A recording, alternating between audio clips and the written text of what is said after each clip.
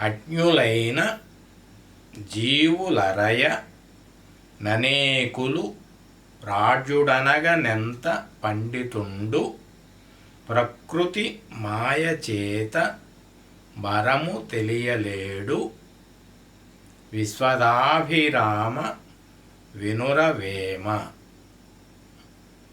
అజ్ఞులైన జీవులరయననేకులు రాజుడనగనెంత పండితుండు ప్రకృతి మాయచేత బరము తెలియలేడు విశ్వదాభిరామ వినురవేమ.